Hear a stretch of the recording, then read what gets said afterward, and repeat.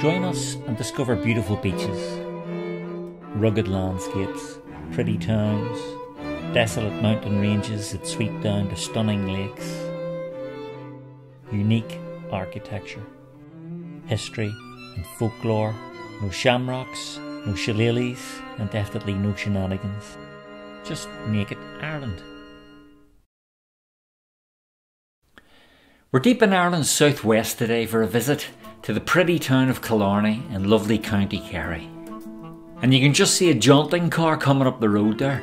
Killarney is of course famous for its jaunting cars. They're kind of the gondolas of Ireland, and just as you'll rarely see a Venetian in a gondola, you'll find these jaunting cars full of tourists from all over the world, just in case you think we Irish commute to work in them each day. So we're driving now into the square at the centre of the town, and there's the St Mary's Church of the Sloes in front of us now. Now, the last time I visited Killarney was many years ago, and while I remember being struck then by how commercial it seemed, it's become even more built up since then. There's an astonishing number of hotels, bars, restaurants and fast food places here now. I mean, this place is catered for tourists since the middle of the 18th century, but now it's totally off the scale. In this part of town in particular, there are quite a few very large hotels. And there's another jaunting car passing.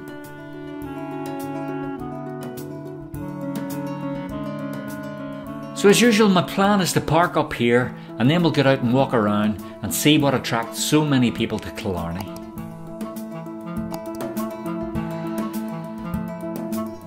And here we go. I'm heading back down into the square again, and this gives us a chance, I think, to see how European, or perhaps how touristic this town has become. Tourism, as we know, is a double-edged sword. It's always provided Killarney with trade and enabled this town on the edge of Europe to prosper, but at the same time it leaves its mark. I mean, walking into this square, I think you could be in any tourist town or resort in Europe, and that's paradoxically a good and bad thing. The other thing to consider is the number of accents and languages that you hear around you. If you've come to Ireland to see the Irish, then perhaps Killarney may not be the best place.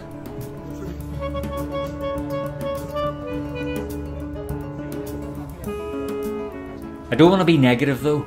Killarney is what it is. It's a magnet for tourists. It has been for over 250 years, and it's a place where holidaymakers will get a warm welcome and will find everything they need, from an artisan coffee to a Japanese meal.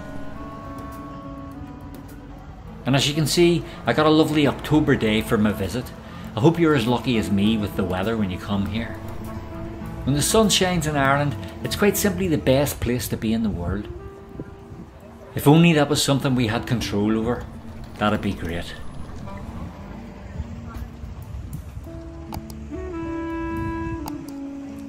Now, the hotel directly in front of us is a perfect example of what I'm talking about. That's the Killarney Plaza Hotel and Spa.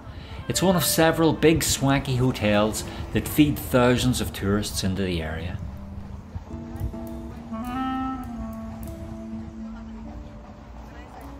And I think you can just hear the clip-clop of the jaunting horses on the road beyond the hotel.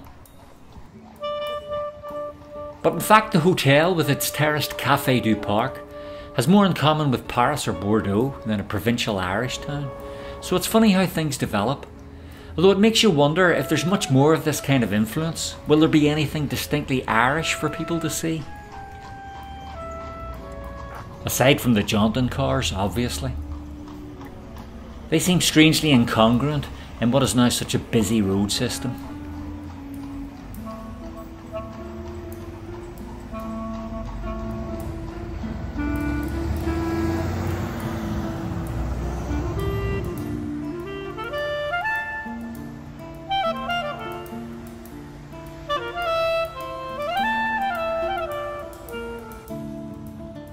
Perhaps there's something sad about the jaunting cars, a relic of an age in an Ireland long gone,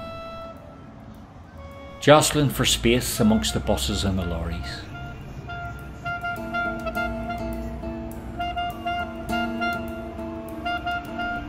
But like the other commerce in Killarney, it's a thriving industry.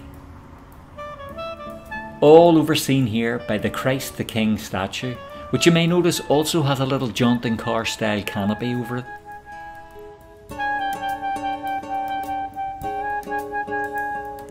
So I don't know, you may want to see the sights from one of these carriages, pulled by one of these impressive horses. I'd say it'd be expensive though. Perhaps if you've had a jaunt in one of these, you can let our readers know in the comments how much you're likely to pay. I'm sure some would be interested in that. But I think the most delightful way to see Killarney is to walk around its beautiful streets and see its colourful shop fronts, and that's what we're about to do now. Beginning here, outside Paddy Sheehan's in Main Street. There's the Milano's pizza chain, and Social 15, a nightclub, before we get to the entrance of the Main Street Mall. And then a few restaurants flanking a vape shop, but actually, as always in Irish towns, it's the lovely painted shop fronts that make it all so appealing. Of course, aside from the town's obvious charm, it's its location on what's known as the Ring of Kerry, an outstandingly scenic 179km long loop around some of Kerry's most gorgeous countryside that makes Killarney so important, and we'll see some of that countryside in a future film. There's one of the old telephone boxes there, another relic from a bygone age. Even the Centra supermarket here has had to tone down its usual garish look to fit in with the quaint architecture of the street. And the bakery just a little further along looks marvellous.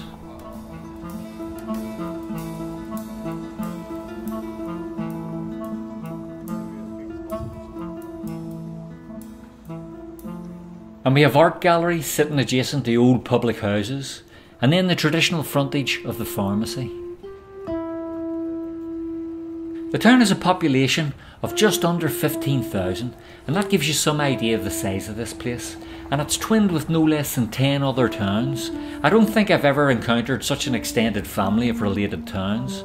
It includes 5 towns in the US, Concord, North Carolina, Cooper City, Florida, Springfield, Illinois, Myrtle Beach, South Carolina, and Scottsdale, Arizona. On top of that, we have Castiglione di Sicilia in Sicily, and Casperia in Italy, Pleinfeld in Bavaria, Kendal in England, and Staffanstorp in Sweden. What a list! If your town wasn't on that list, then you need to get onto your local town hall and tell them to get their finger out. It seems being twinned with Killarney is where it's at. And this is also the place to come for your souvenirs. Celtic jewellery, Irish knitwear, all that sort of thing. It's all here if you've got the cash. Incidentally, if you do have the cash, you might want to donate to the channel if you found it informative. It's really easy to do. You can buy me a pint by following the link in the second paragraph of the description below the video.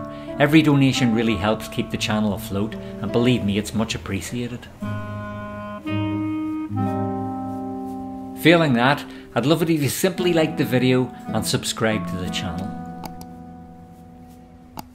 And you'll have noticed that the town is spotlessly clean, like many Irish towns.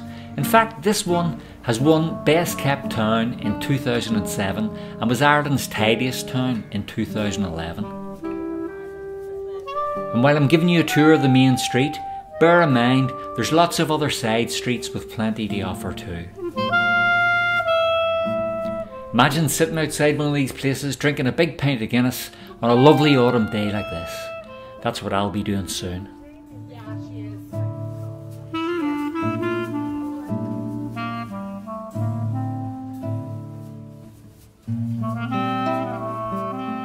The first settlements in the area go way back to the 7th century. A monastery was founded near here on an island in one of the 3 lakes of Killarney by St Finian the Leper. This place was on the go right up to 1594 until Queen Elizabeth I of England dispossessed the monks. It's said that Brian Boru, the Irish High King, was educated there. These monasteries were great European seats of learning, let alone important scholarly places within Ireland.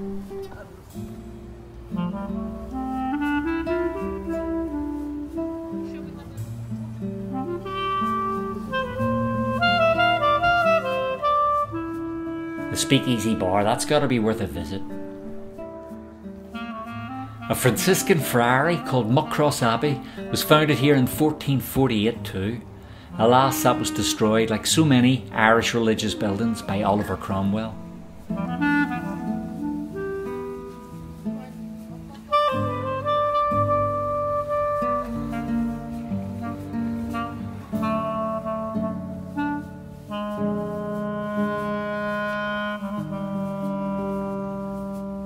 And that might be the place to go and watch the rugby.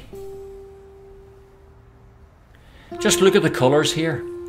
We all need colour in our life, particularly in autumn and as the winter approaches. And there's so many great looking restaurants here too, spoilt for choice in terms of gastronomy.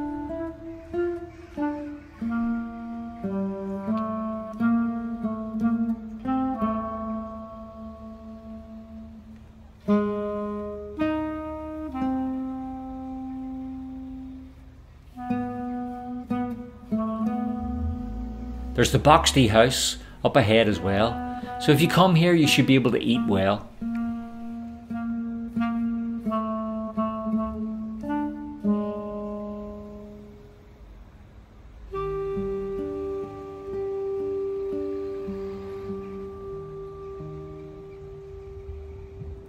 I'm walking up New Street now just to get a feel for it, and we can see that there's plenty more of the same beautiful shop fronts. And yet more inviting restaurants. Now I mentioned earlier that Killarney has had a long history with tourism. The town was even visited by Queen Victoria in 1861, which obviously put it on the tourist map for many. But people had been coming to enjoy the town and its surrounding countryside for 100 years prior to that. And probably visiting amazing little pubs like this.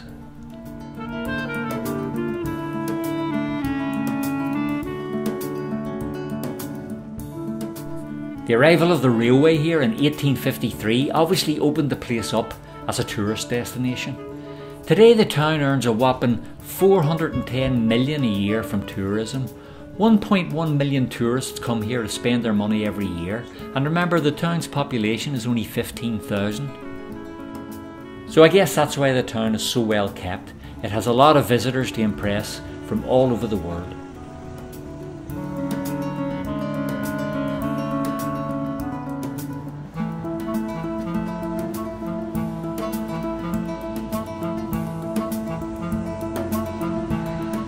Of course you'll get music in the pubs and hotels in the evenings too.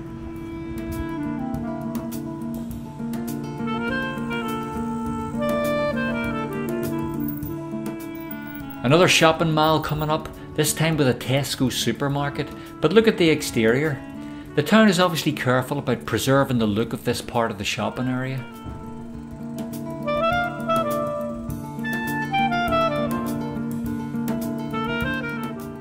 Another fact that you might be interested in, did you know that the actor Michael Fassbender is from Killarney?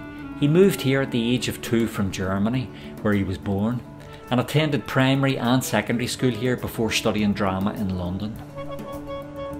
And on that incredible revelation, I'm heading onward, out of town and into the Killarney countryside, which will be the exciting subject of future films. Please don't forget to like the video if you've enjoyed it, and of course, you'll then want to subscribe to Naked Ireland. Honestly, it's so helpful to the development of the channel, and it'll bring more of these films up in your feed, so go on, do it.